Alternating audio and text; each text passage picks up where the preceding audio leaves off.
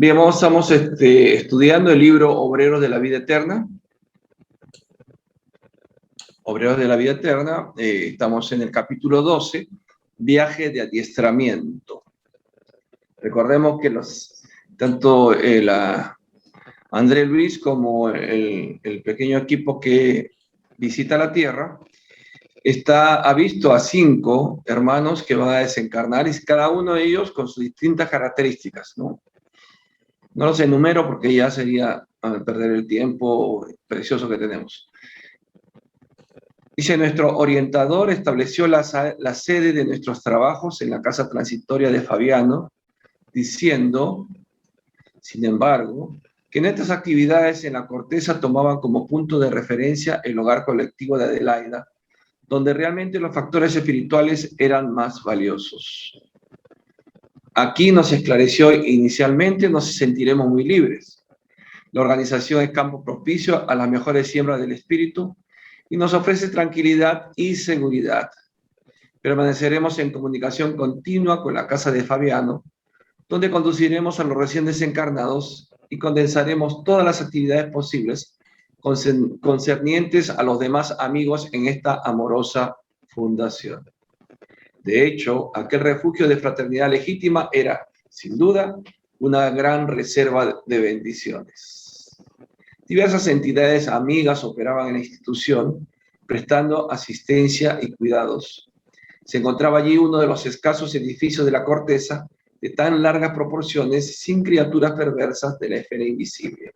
Recuerdan ustedes que esta casa de tránsito había sido movilizada, ¿no?, de los abismos, estaban siempre cerca del abismo, y había sido movilizada ya a la corteza, y era una gran casa. O sea, decir casa es una palabra, era una fortaleza realmente.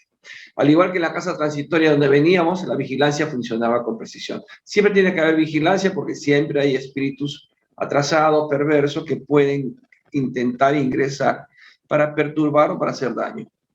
Nos encontramos con varios sufridores, criaturas de buenos sentimientos, que entraban al refugio con previa autorización. No pueden entrar si no tienen autorización, pero son sufridores, porque estamos en las regiones inferiores. No estamos en la tierra, estamos en las regiones inferiores. Que podría llamarse como la zona de perturbación o el umbral grueso. Mientras el asistente seguía conversando con Becerra, tuvimos permiso para visitar la dependencia. Becerra de Meneses es un espíritu superior que trabaja casualmente con los sufridores y ahora está abocado en tareas de desobsesión, que es otro tema. El padre Hipólito, Luciana y yo eran los 3 encargados de esta tarea. En compañía de Irene, una joven colaboradora espiritual de la casa, nos pusimos en acción. En todos los compartimentos había luz de nuestro plano, indicando la abundancia de los pensamientos saludables y constructivos de todas las mentes que se entrelazaban allí en la misma comunión de ideal. Tienen que recordar, queridos amigos, queridos hermanos, que el pensamiento va creando una atmósfera. Si nosotros queremos que nuestra casa esté limpia de influencias negativas, tenemos que vigilar nuestros pensamientos. Cuando hay una casa que está perturbada por problemas de disgustos o porque están haciendo prácticas indebidas algunos de los miembros, van cambiando el pensamiento de la casa, o sea, la psicósfera, y eso atrae espíritus de ese nivel. Y acá está refiriéndose que allí el pensamiento, como era, pensamientos elevados, constructivos, entonces era saludable ese ambiente. Llegados a la sala de las reuniones colectivas, nuestra nueva amiga explicó: esta es la parte que nos fuerza al servicio más duro, al ser receptáculo de las emociones mentales y de los pedidos silenciosos de toda la gente que nos visita. En las asambleas públicas debemos efectuar, después de cada una de ellas, minuciosas actividades de limpieza. Eso también es importante. Por ejemplo, la casa espírita, ya no la tenemos físicamente, por las razones de la pandemia, pero cuando nos reunimos allí o cualquier casa espírita, los espíritus higienizan el ambiente. Ellos tienen instrumentos que sirven para absorber todo el pensamiento negativo que haya habido ahí. Si ha habido espíritus atrasados moralmente, también los desocupan, desalojan, y esa limpieza necesaria para hacer los trabajos y las tareas de la misma casa. Dice André Luis, como saben los pensamientos, ojo para todos, ¿no? Los pensamientos ejercen un vigoroso contagio y se hace imprescindible aislar a los serviciales colaboradores de esta tarea, liberándolos de ciertos principios destructores o disolventes. Claro, porque puede ser también que los espíritus sufridores todavía no están suficientemente elevados, tengan todavía pensamientos conflictivos y eso contamina el lugar donde estás. Por eso es que muchas veces cuando hay conflictos en la casa, las plantas se mueren, los animales se enferman, sin razón, las plantas se ponen mustias, o ay, se me mueren todas las plantas. Yo me pienso para mí, ¿no? ¿Cómo estará tu pensamiento o el pensamiento de tu casa para que tu planta no pueda crecer? Ay, yo no digo mal a mano, todas las plantas que siembro se mueren. Pensamiento. Sí, respondió, la legión de los colaboradores no es pequeña. Servimos de día y noche en grupos alternos, tenemos secciones de asistencia a adultos y a niños. O sea, para hacer todas estas tareas tiene que haber mucho personal, muchos espíritus, pero ya espíritus esclarecidos. Y van a trabajar, dice, en grupos alternos, asistiendo a adultos y a niños. También los niños van ahí. Allí se veía un gran número de trabajadores de nuestro plano que por momentos graves reflexiones afloraron a mi mente. Tanta gente contribuyendo solo para amparar alguna decena de niños desfavorecidos en el campo material. Establecía comparaciones entre la Fundación de Adelaida y la Casa Transitoria de Fabiano, notando una gran diferencia. Allá, los rigurosos servicios de centinela, la inversión de energía y la atención del personal se realizaba en función de las necesidades improrrogables de una cantidad de infelices desencarnados para los que la caridad constituía una lámpara encendida indispensable para la transformación interior. Claro, porque ellos estaban pegados al abismo. Entonces habían criaturas o espíritus humanos que estaban en un estado deplorable, porque estaban en ese abismo. No vio esa clase de espíritus. Dice, aquí veía solamente criaturas tiernas que reclamaban de inmediato, por encima de cualquier otra medida, leche y pan, las primeras letras y buenos consejos. Está hablando de los niños. ¿Valdría la pena tanta energía por parte de nuestro plano? Preguntó él, se preguntaba. La colaboradora, percibiendo mis íntimas preguntas, o sea, le leyó la mente, dice, hay que reconocer que esta obra no se dedica exclusivamente a las necesidades del estómago y del intelecto de la infancia desamparada. Los imperativos de la evangelización aquí son más importantes que todo lo demás. Debemos, para infundir espiritualidad superior en la mente humana, debemos aprovechar lugares como este, ya que es muy difícil obtener un espontáneo desprendimiento de la esfera sentimental. Nos valemos de la casa, venerable en sus fundamentos de solidaridad cristiana, como núcleo difusor de ideas saludables.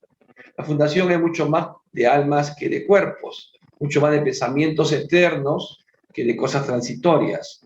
El director, el cooperador y el amparado, atentos a las responsabilidades inherentes al programa de Jesús, instintivamente se convierten en los instrumentos vivos de la luz de lo alto.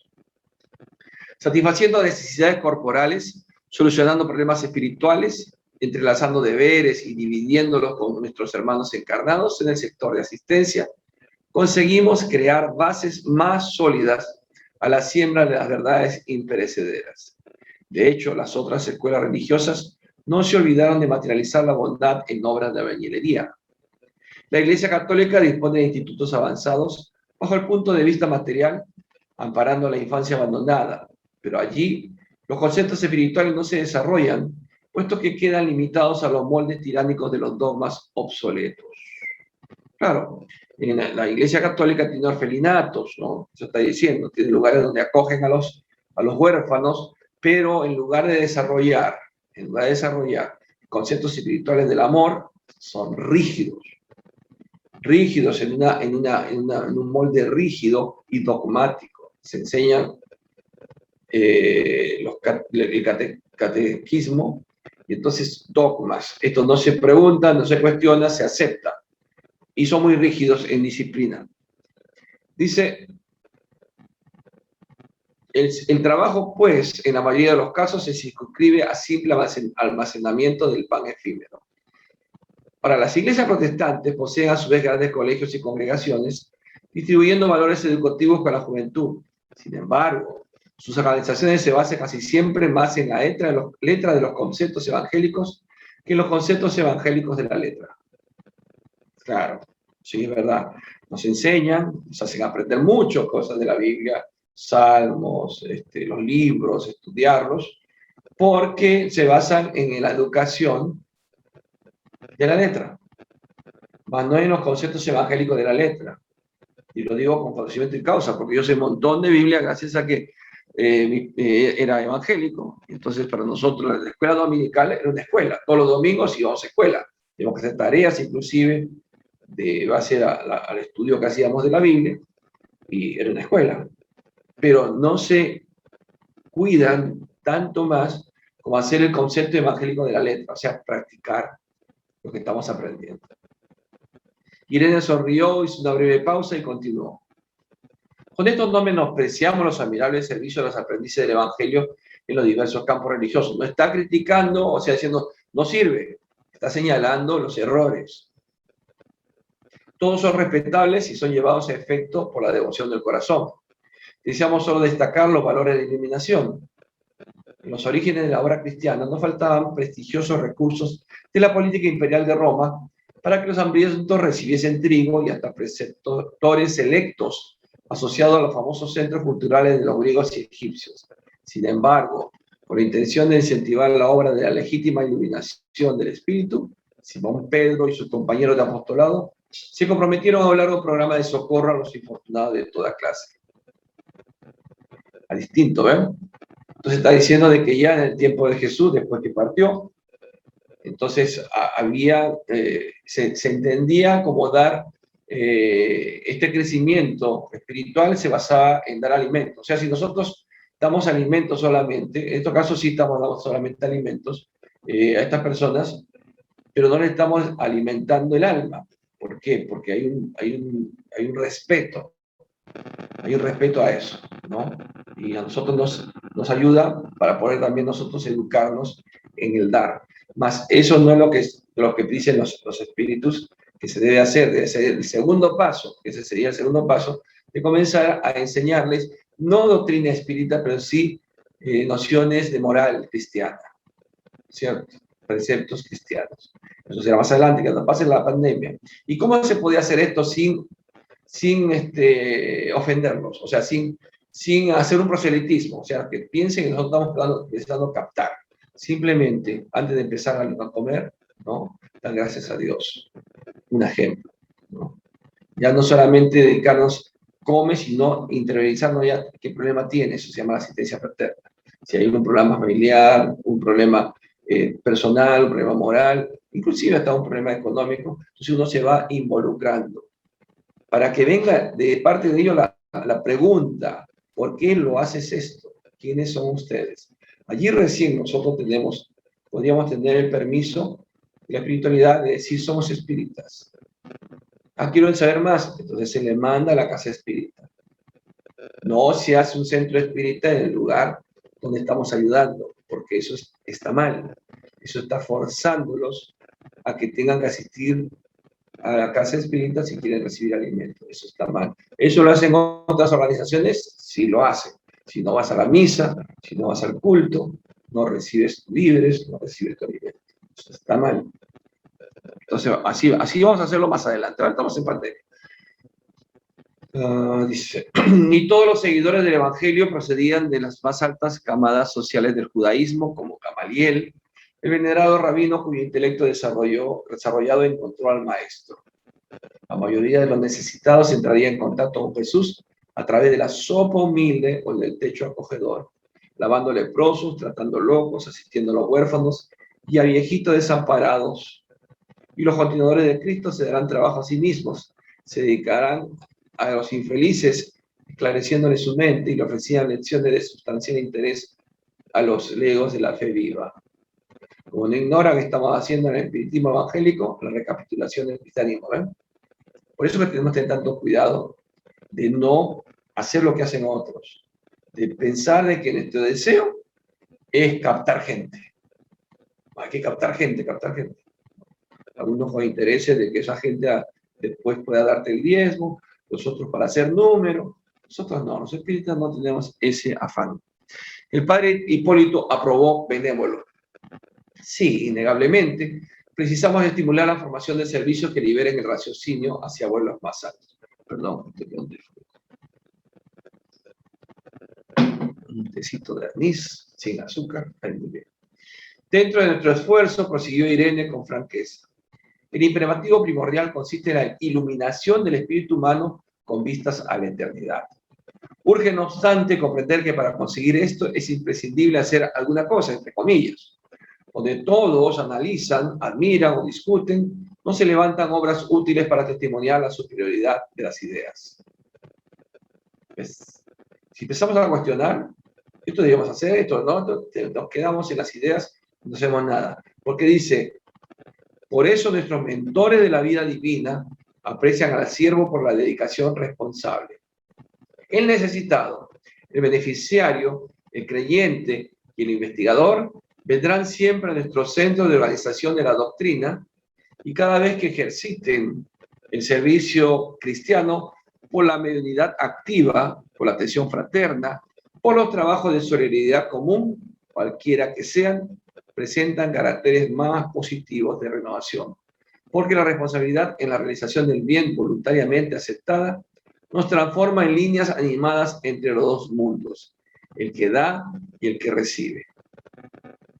Como ven, la luz divina prevalece sobre la beneficencia humana porque esta sin aquella puede muchas veces degenerar en personalismo devastador, comprendiéndose, sin embargo, en cualquier tiempo, que la fe sin obras es hermano de las obras sin fe. La fe sin obras es hermana de las obras sin fe. Qué interesante, ¿no? O sea, nuestra fe se debe manifestar en obras, empezando por nosotros mismos. Si yo empiezo a tener una fe, empieza a haber una transformación en mí, si no sería palabra hueca.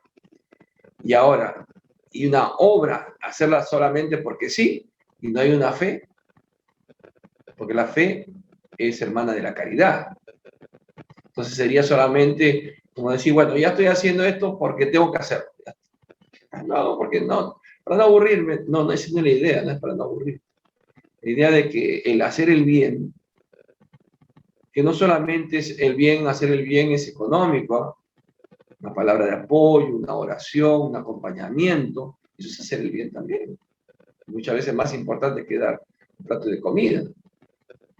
Pero tiene que haber una fe en lo que estoy haciendo. Bien. Dice, continuó Irene en su brillante argumentación, enseñándonos con vivacidad la ciencia de la fraternidad y del entendimiento constructivo. Oyéndola percibí por encima de toda preocupación individualista que la difusión de la luz espiritual en la corteza terrestre no es una acción milagrosa, sino una edificación paciente y progresiva. No es individualista. O sea, yo no puedo decir allá en el mundo espiritual, bueno, yo quiero ir a ayudar a mis hermanos y como una ayuda propia, no, ellos trabajan en grupos, son apoyados entre ellos. De las casas de beneficencia social sobre las aguas pesadas del pensamiento humano, funcionan como grandes navíos de abastecimiento a la colectividad hambrienta de luz y necesitada de principios renovadores. Pasé a ver el estómago de los pequeñitos en plano secundario, porque era la claridad positiva del Evangelio la que inundaba ahora mi alma, invitándome a la contemplación feliz de un futuro mejor. ¿Ven? Cuando le hicieron esa explicación a André Luis, que André Luis era demasiado pragmático, demasiado práctico, decía, ¿cómo se gasta tanto tiempo en estos niños cuando en el abismo hay tantos miles de espíritus que tenemos que ayudar? Todos son ayudados. Hay miles también de voluntarios espirituales, pero es necesario que estos principios renovadores sean sembrados en estos niños. Cayó la noche y continuábamos en compañía de la estimada hermana que nos presentaba la institución, comentando sus programas con oportunidad y sabiduría. Observamos los servicios espirituales que se preparaban ante la proximidad de la noche.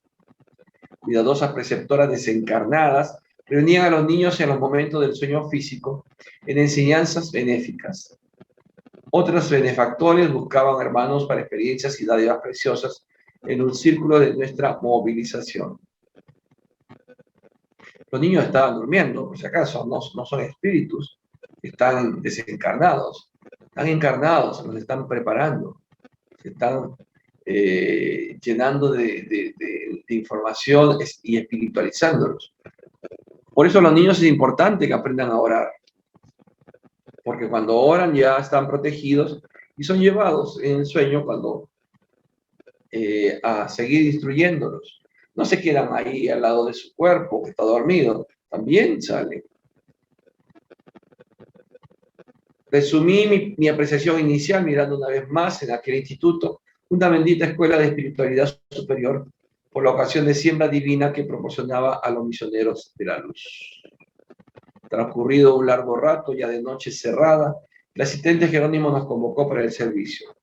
Irene nos acompañó a la habitación de Adelaida, donde nuestro dirigente se encontraba en conversación con otros amigos.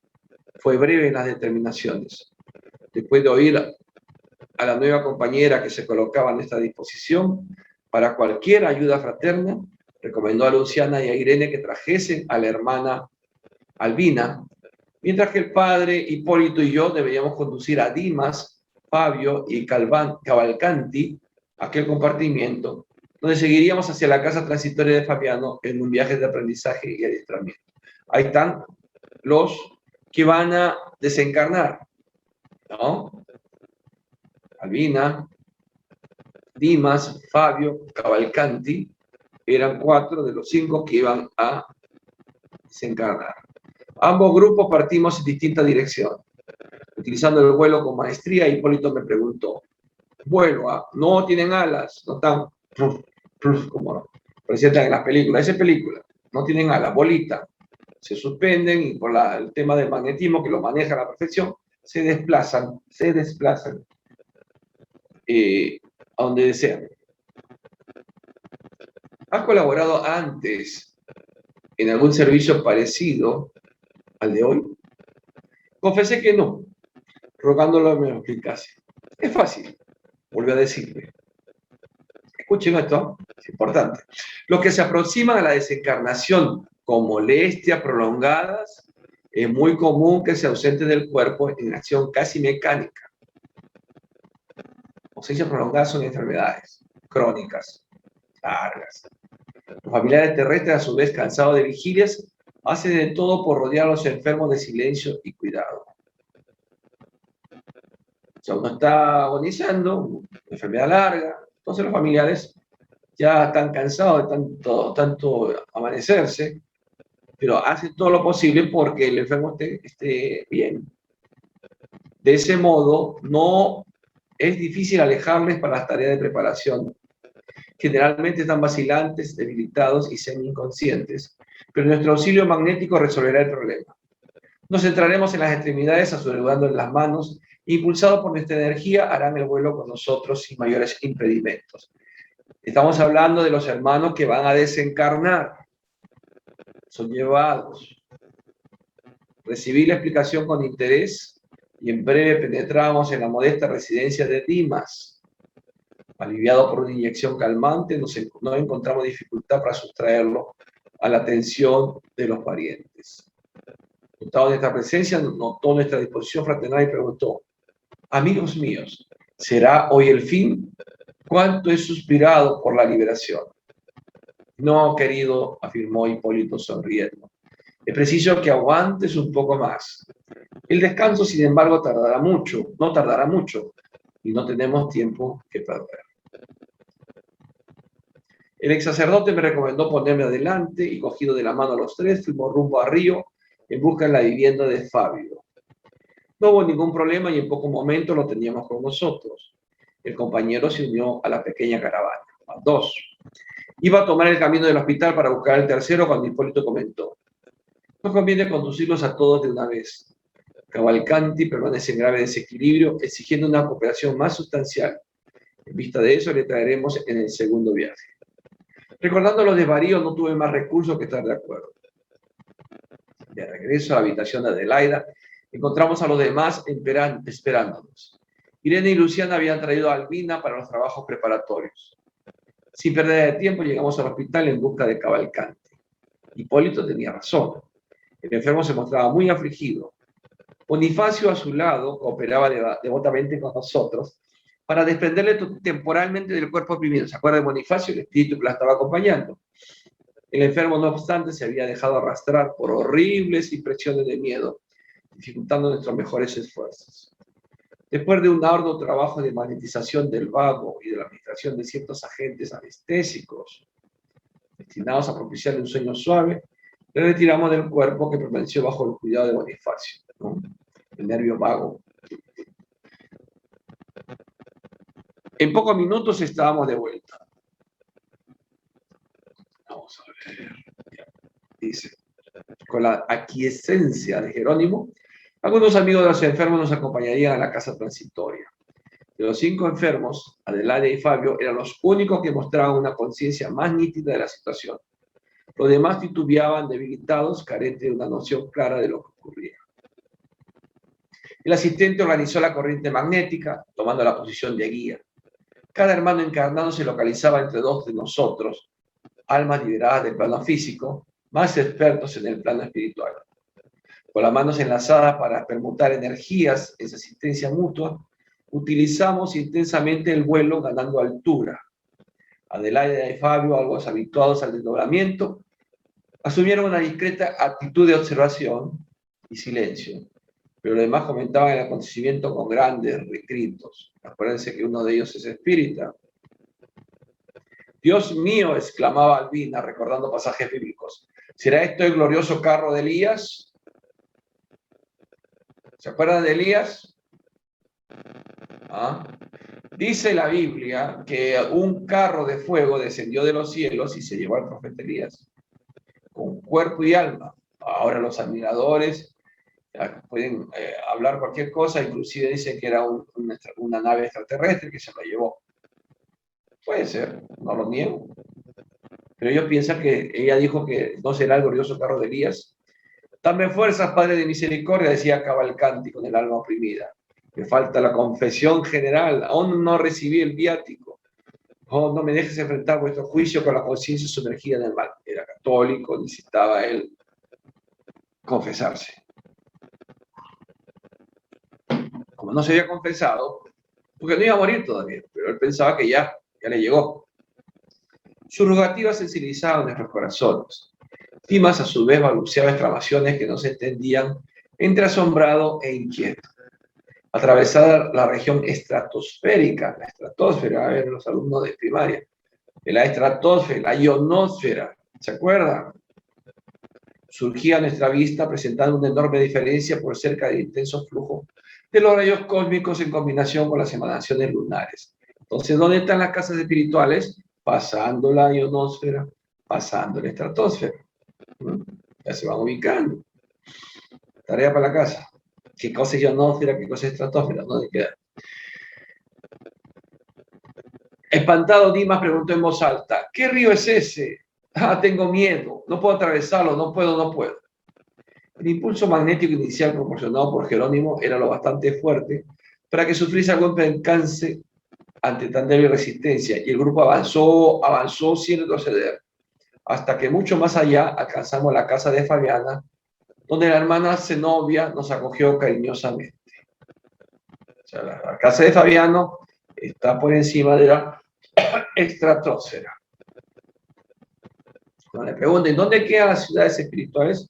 Pasando la estratosfera. Está aquí, pasando la estratosfera. Nos congregábamos todos los componentes de la misión socorrista, los enfermos y 6 amigos de estos últimos que poseían elevados conocimientos. O sea, no solamente estaban ellos, estos trabajadores, sino además de los futuros desencarnados, habían amigos de ellos. En una pequeña sala puesta a nuestra disposición, Gotuso, con gentileza, aplicó vigorosos recursos fluídicos a nuestros tutelados, que lo recibieron como niños incapacitados para apreciarlo de inmediato, a excepción de Adelaide y Fabio, que eran conscientes del fenómeno, eran los que más sabían sobre ese tema. Enseguida Jerónimo tomó la palabra y se dirigió a ellos comentando, amigos, la ayuda de esta noche no se destina a la cura del cuerpo físico, puesto ahora a distancia por las necesidades del momento, intentamos revigorizar vuestro organismo espiritual preparando vuestro desligamiento definitivo sin alarmas de dolor alucinatorio. Debo deciros que volviendo a tomar el cuerpo físico, experimentaréis un natural empeoramiento de vuestras sensaciones, agravando vuestra tortura, porque los remedios para el alma, escuchen eso, en la presente situación, intensifican los males de la carne. Está seguro, por tanto, que los recursos de esta hora constituyen una ayuda efectiva a la liberación. De retorno al antiguo hogar, una vez concluido este primer viaje de adiestramiento, encontraréis más tristeza en el terreno de la corteza, más angustias en las células físicas, más inquietud en el corazón, porque vuestra mente, en el proceso de los recuerdos instintivos, habrá fijado con mayor o menor intensidad la alegría sublime de este instante. Preparaos, pues, para venir hasta nosotros, solucionar los últimos problemas terrestres y confiad en la protección divina. Inmediatamente después se produjo una breve pausa.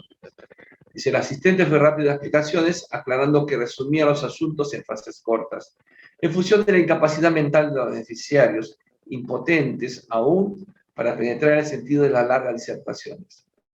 En efecto, los compañeros recibían parcialmente este aviso. Le llegaba la ayuda magnética positiva, pero las ideas que se hacían del hecho eran muy diversas entre sí. Cavalcanti, con la expresión ingenua de un niño, me llamó en particular preguntando si estábamos en el paraíso. Se sentía aliviado, feliz. Una enorme alegría inundaba su corazón y contento y reconfortado decía, ¿no estaremos en el cielo? No conseguía hacerle sentir lo contrario. Malvina recordaba escenas bíblicas en sus interpretaciones literales del texto sagrado. Después de observar la neblina exterior, preocupada, preguntó a Luciana si aquella era la casa del Señor, mencionada en el capítulo 8 del primer libro de los Reyes, por la nube de materia densa que rodeaba el paisaje. Entre los espiritistas, Adelaida y Fabio se entregaban a la reserva feliz de la oración, pero Dimas, embriagado de felicidad por el alivio temporal, se acercó curioso al padre Hipólito y preguntó si la zona representaba alguna dependencia aventurosa de Marte. El ex sacerdote esbozó una larga sonrisa y respondió complaciente. No, amigo mío, esto de aquí aún es la misma Tierra, estamos muy lejos de otros planetas. Intercambiamos una inteligente mirada que traducía buen humor. Antes de nuestras consideraciones, tal vez innecesarias, Jerónimo intervino añadiendo. La mente graba las imágenes de los preconceptos y dogmas religiosos con singular consistencia. La formación obligatoria por el deceso reintegrará a la criatura en el patrimonio de sus facultades superiores. Pero eso no puede ser brusco, ya que corre el riesgo de ocasionar desastres emocionales de graves consecuencias. Es necesario que se estudie gradualmente. O sea, cuando ellos desencarnen, enseguida no le va a venir a memoria de todo su pasado espiritual, sino poco a poco va a ir recuperando esa memoria para que no existan esas graves consecuencias, esos desastres emocionales. Y mirándolo con agudeza prosiguió.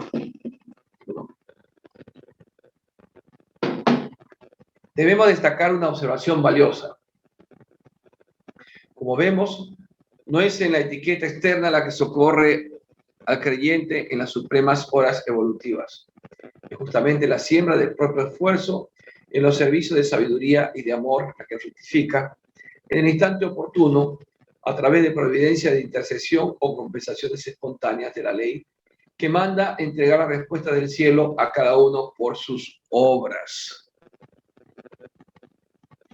Entonces la ayuda que recibe uno no es de acuerdo a la etiqueta que tengo. Yo soy evangélico, soy católico, soy espírita, soy gnóstico, soy lo que sea, sino es de acuerdo a las obras que uno ha hecho. Por eso cada uno responde por sus obras personales.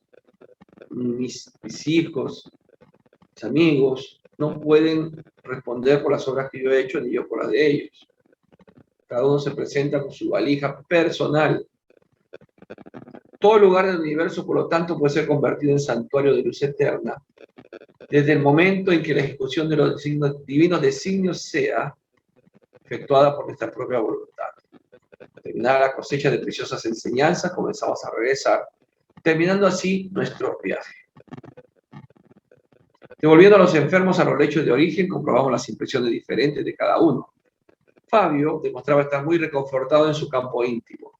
Cavalcanti despertó en la carne pensando en recurrir a la Eucaristía por la mañana Y Dimas, al despertar junto a nosotros, llamó a su esposa y la afirmó en voz baja. Ven, cada uno graba las situaciones que ha pasado. Los tres, los seis, los cinco han pasado la misma situación, han visto lo mismo, pero cada uno grabó lo que más le interesa en base a su propia experiencia y su conocimiento. El espírita supo dónde había estado. Cavalcanti, católico, dijo, no, tengo que comulgar porque tengo que prepararme. ¿No? Y Dimas dice que sueño tan maravilloso. Estaba en la orilla de un río caudaloso y brillante que atravesé con el auxilio de benefactores invisibles, llegando después a una gran casa llena de luz. Pasó la mano huesuda por su frente húmeda y exclamó, ah, cómo desearía acordarme de todo. Tengo la impresión que visité un mundo feliz, recibiendo enseñanzas de gran significado, pero la cabeza falla. Él pensaba que era un mundo feliz. No es un mundo feliz todavía. Es un mundo feliz es una de las categorías de los mundos, la moral. Nosotros vamos a entrar a un mundo de regeneración. Y después del mundo de regeneración, 2000 o 3000 años más, puede saltar a ser un mundo feliz recién. Pero él había confundido la casa de Fabiano con un mundo feliz. La compañera le tranquilizó diciéndole que debía dormir. Se había realizado el primer viaje de entrenamiento con los amigos que dentro de poco estarían con nosotros. ¿Cómo nos gusta a nosotros cuando un paciente está enfermo, está así? Duerme. Cuando él tiene sus últimos momentos y quiere hablar, quiere decir, duerme, descansa.